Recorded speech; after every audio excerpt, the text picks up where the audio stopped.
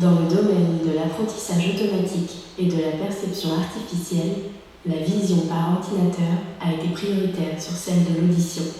La raison est qu'il y a certes une application plus immédiate dans le champ visuel que sonore, mais aussi une tradition occidentale qui aura souvent privilégié la vue, sens du beau, de l'intelligible, du vrai.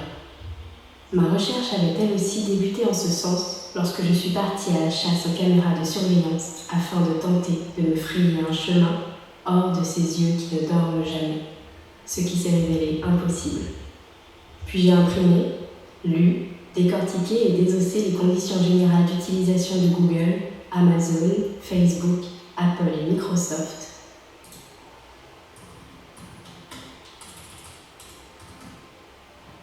Nous collectons les données personnelles pour améliorer notre expérience utilisateur. Ok. Essayant de comprendre en quoi consistait l'accord que nous passons avec ces grandes plateformes monopolistiques que nous utilisons au quotidien.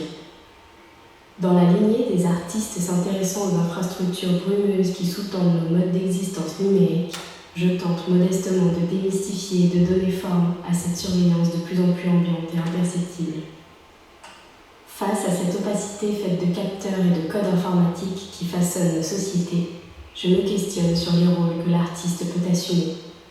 Je m'intéresse aujourd'hui tout particulièrement à la surveillance auditive et à l'écoute automatique, qu'on englobe actuellement sous le terme anglophone de machine listening, qui pourrait être traduit par écoute automatique.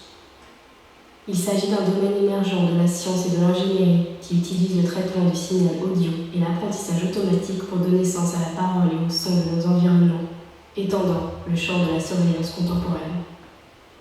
Cette écoute automatique constitue bien plus qu'une discipline novatrice. Le terme est d'abord apparu dans les années 90 dans l'informatique musicale pour décrire des systèmes de musique interactifs.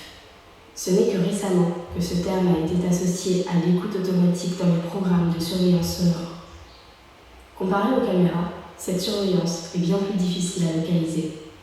On peut la croiser à travers les assistants vocaux, dans les appareils de sécurité urbaine ou dans le domaine de la santé. Les machines nous écoutent. Elles rendent le domaine acoustique connaissable de nouvelles manières, par de nouveaux acteurs et selon de nouvelles logiques, amenant une redéfinition de nos mondes sonores. Cette fouille me permet de remonter jusqu'au premier dispositif d'écoute, passant de l'espionnage physique par le corps à l'espionnage électronique puis algorithmique.